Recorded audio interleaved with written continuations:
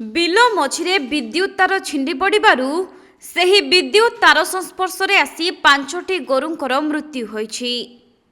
ତେବେ ଗପ ବ୍ଲକ ସରଭା ପଞ୍ଚାୟତ ଝଞ୍ଜାଳିଆ ଗ୍ରାମ ବିଲ ମଧ୍ୟରେ ଗାଁ ଲୋକଙ୍କ ଆଖି ସାମ୍ନାରେ ଏକା ସହିତ 5ଟି ଗୋରୁ ଟଳି ପଡ଼ିଲେ।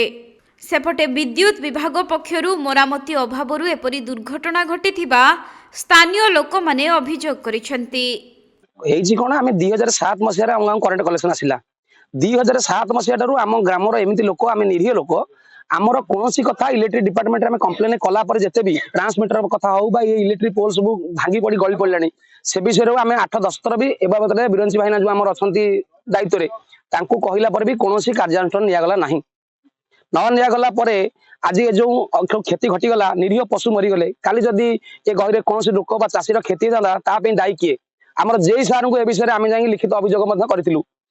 ପର୍ସନାଲିଟି ଆମ ଗାଁରୁ 10 ଜଣ ଲୋକ ଯାଇକି ଆମ ଜେଇ ସାର୍ ଯିଏ ଅଛନ୍ତି ଜଗେଶ୍ୱରପୁରରେ ତାଙ୍କୁ ବି ଭେଟିଥିଲୁ, କିନ୍ତୁ ସେ କୌଣସି କାର୍ଯ୍ୟାନୁଷ୍ଠାନ ଆମ ପ୍ରତି ନେଲେ ନାହିଁ। ଏ ଯୋଉ କ୍ଷତି ଘଟିଛି ସେଥିପାଇଁ ଦାୟୀ କିଏ? ଜେଇ ସାର୍ ନା ଏସଡିଓ ନା ଏ କର୍ମଚାରୀ? ଆମର ଏତିକି ଅନୁରୋଧ ଆପଣମାନଙ୍କ ଜରିଆରେ ଯେ ଆମ ଗାଁର ସମ୍ପୂର୍ଣ୍ଣ କ୍ଷତିପୂରଣ ଯୋଉ ଚାଷୀ ମାନଙ୍କର ଗୋରୁ ହତ୍ୟା ହେଇଛନ୍ତି ତା ପାଇଁ ଦେବାକୁ ପଡିବ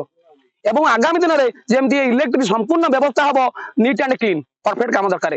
2007 मसीह एपर्यंत कौन कार्यानुष्ठान नहीं। देखो आप देखिपारे ये जो इलेक्ट्रिक खुंटे तार बंधा है नट बोल्ट बदल में आगे देखिपारे जो भाई अच्छा घर पाखे जो इलेक्ट्रिक तार आसी सुरक्षा व्यवस्था केमी कर अपर पाखे देखो ट्रांसमिटर संपूर्ण इलेक्ट्रिक खुंटी शोई पड़ी व्यवस्था कौन आम आपण अनुरोध करूँ यार सजेसन बाहर करेंगे। अन्यपटे गोरु मृत्यु को नहीं गोपालन करिथिबा चासी माने चिंतारे पड़िछंती एवं तुरंत विद्युत विभाग पक्षरु छिंडी पड़िथिबा विद्युत तार को उठाइबा सह गाई चासी मानकु क्षतिपूरण देबाकू दाबी करिछंती सरभा पंचायत बासिंदा। अघटन आज्ञा सकाळु सकाळु एठी आम गाँ रे लोक सब से पाखा बसिथिले काऊ ऊपर उड़िले। लोक देखिले कोन पई काऊ उडुची से देखिला बेलकू एठी लाइन तार कटि जाईची आउ छिड़ी जाइए से लाइन तार गुरा सब तो तार रे बंधा है सरू सरू तार रे आ सूतार एमती बंधा है जो यू चैनल अच्छी क्लाम्प ब्लूटूथ अच्छी से बंधा है से छिड़ी जाइए राति छिड़ी जाइए बोधे अनुमान करा जाए। आ सकाळु देखला बेलकू चारिटा जो ये जो आमर गोरु चरुछंती देखिले 4टा गोरु चरुछंती गोटे गोरु मरिथला तापर परे परे परे ता साथी साथी से साथी गोरु हेतिबारु से 4टा जाक लगातार लगातार 3टा आग मरिगले पड़ी पड़ी धड़ धड़ आम लोक भी देखुछंती। तापर आउ गोटे आउ 2टा बाछुरी से बहुत दूर थे आम गाँ लोक फोन करती इलेक्ट्रिक वाला फोन करती आज्ञा लाइन काट लोक माने गोरु गुरा 2 घंटा माने गोरु मरी जाऊँगी कि दूर को कहीं जापारे दूर थाई फोन करती से लाइन वाला दीर्घ अध घंटा कि घंटाटा पर्यंत आम पिला लगे चेष्टा कले कहीं उठेले तापर जड़े उठेला उठेला अध घंटा पर जाए लाइन काटला से ये जो 2टा बाछुरी समस्त देखुं आखि आगे से चलीगले। ये मुख्य कारण हूँ कौन यहाँ देखो आग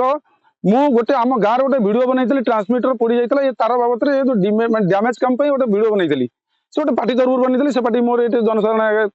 प्रकाश करने आवश्यक नुहे किंतु आज्ञा देखो ये जो आपड़ टी कैमेरा जब बुलेबे जस्ट तार घटी कौटी ना ये जो पोदना मौजा दे आसी से गोटे जनक घर साइड देखिए काम केमती थिला इलेक्ट्रिक काम केमती थिला केते वर्ष धरि इटी रिपेयरिंग हे नै इटी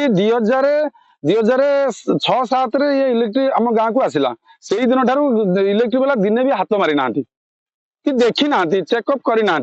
किंतु से जन पर्सनाल घर साइड रे आसी सेठी घटी था घटनाटा किंबा ये 5टा पशु निरीह पशु चलीगले किंतु जदि एठाक चाषी होता पिला परिवार संसार कौन होता ये अंचल में देखो चाष वर्तमान भी चली फसल जाइनी फसल तो नष्ट होती चाषी भी एपर्यंत से फसल नहीं पारि ना तथापि फसल नवाई बसी कि राति घटनाटा घटला मनकर दिन में जब भगवान सेफ्टा न करना कि दिन में जब चाषी घटना घटे आम दाबी रखुचु इलेक्ट्रिक डिपार्टमेंट जाऊँ ड्यूटी अवहेला कर परफेक्ट प्रॉपर्ली ड्यूटी से करूना जे कि बारंबार आम वीडियो छाड़ू से बेपूर्व कार्य जो घटना घटला एथिपाई जो क्षति घटला जो निरीह पशुर क्षति घटला ताकू भरणा करिवो किए काली सकाळे चाषीर क्षति घटिवो ताकू भरणा करिवो किए जेमती आगु को एक कथा न हो।